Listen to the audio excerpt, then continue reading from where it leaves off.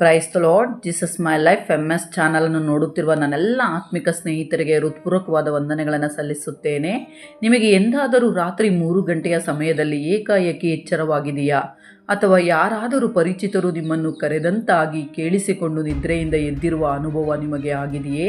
ಹೀಗೆ ಆಗಿದ್ದರೆ ದೇವರು ನಿಮ್ಮೊಂದಿಗೆ ಸಮಯ ಕಳೆಯಲು ನಿಮ್ಮನ್ನು ನಿದ್ರೆಯಿಂದ ಎಬ್ಬಿಸುತ್ತಿರಬಹುದು ಎಂಬುದು ನೀವು ತಿಳಿದಿದ್ದೀರಾ? ಈ ವಿಡಿಯೋದಲ್ಲಿ ನಾವು 3 ವಿಷಯಗಳನ್ನು ತಿಳಿದುಕೊಳ್ಳಲಿದ್ದೇವೆ. ಮೊದಲನೆಯದು, ರಾತ್ರಿ 3 ಗಂಟೆಗೆ ಏಕೆ ಹೀಗೆ ಆಗುತ್ತದೆ?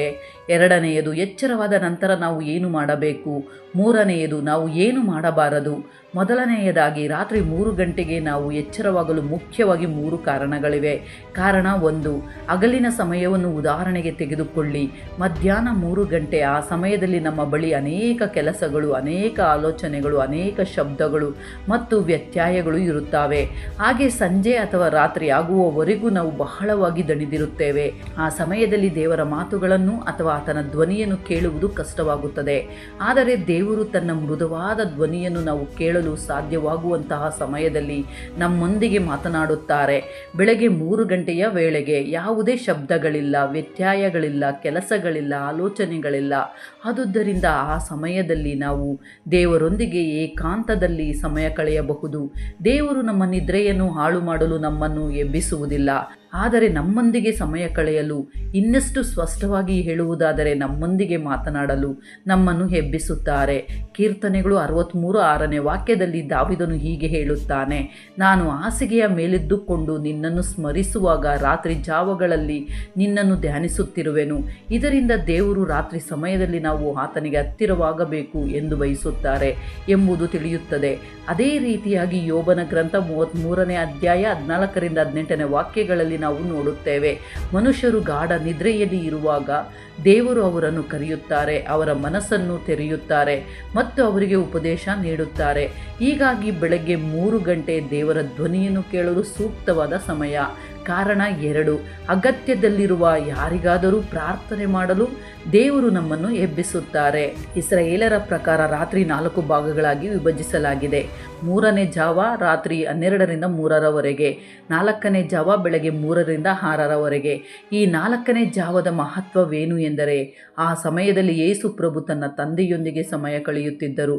ಅದೇ ರೀತಿಯಲ್ಲಿ 4ನೇ ಜಾವದಲ್ಲಿ ಯೇಸು ನೀರಿನ ಮೇಲೆ ನಡೆಯುತ್ತಾ ತನ್ನ ಶಿಷ್ಯರ ಬಳಿಗೆ ಬಂದರು.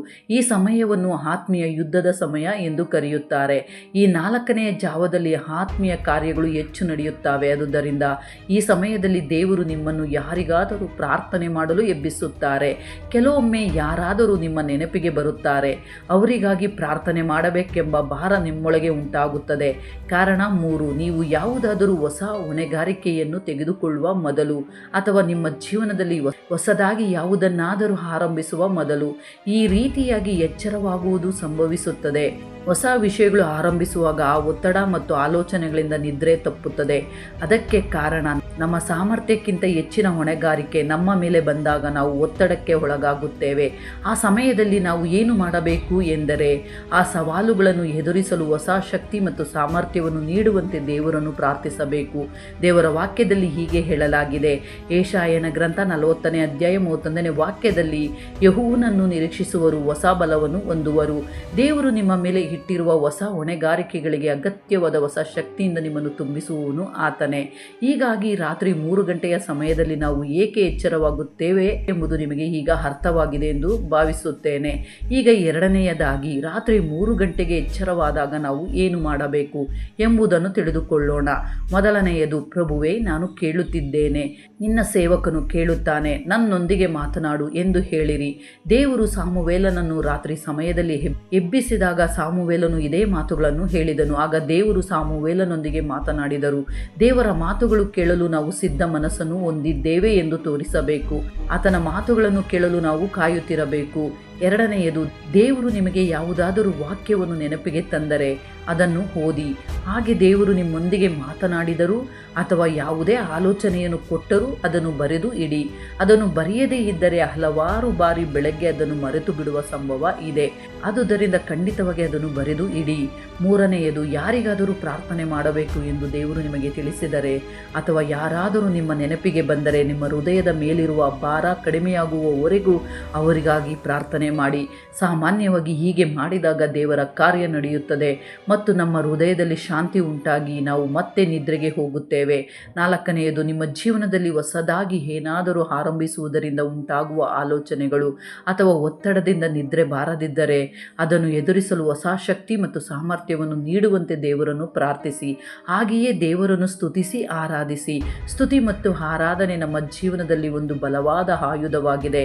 ರಾಜ ಯೆಹೋಶುವ ಪಟ್ಟಣ ಸಮಯದಲ್ಲಿ ಅವರಿಗಿದ್ದ ಅನೇಕ ಪಟ್ಟು ಬಲವಾದ ಶತ್ರುಗಳ ದಾಳಿ ಮಾಡಲು ಬಂದಾಗ ಅವರು ಮೊದಲಿಗೆ ಸೈನಿಕರನ್ನು ನಿಲ್ಲಿಸಲಿಲ್ಲ, ದೇವರನ್ನು ಸ್ತುತಿಸಲು ಗಾಯಕರನ್ನು ನಿಲ್ಲಿಸಿದರು. ಆಗ ಶತ್ರುಗಳು ತಮ್ಮೊಳಗೆ ತಾವೇ ಯುದ್ಧ ಮಾಡಿಕೊಳ್ಳುವುದರಿಂದ ಯಾವುದೇ ಪ್ರಯಾಸವಿಲ್ಲದೆ ಅವರು ಜಯವನ್ನು ಪಡೆದರು.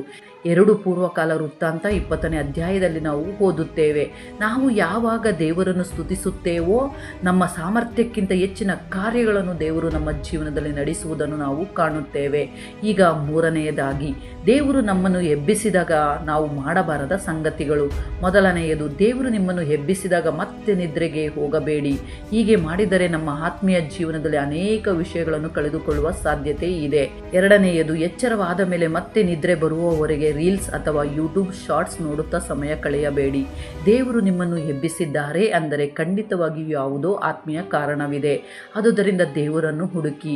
ಜ್ಞಾನೋಕ್ತಿಗಳು 8ನೇ ಅಧ್ಯಾಯ 17ನೇ ವಾಕ್ಯದಲ್ಲಿ ಹೀಗೆ ಹೇಳಲಾಗಿದೆ, ನನ್ನನ್ನು ಪ್ರೀತಿಸುವವರನ್ನು ನಾನು ಪ್ರೀತಿಸುತ್ತೇನೆ, ಆತುರದಿಂದ ಹುಡುಕುವವರು ನನ್ನನ್ನು ಕಂಡುಕೊಳ್ಳುವರು ಎಂದು ದೇವರು ಹೇಳುತ್ತಾರೆ.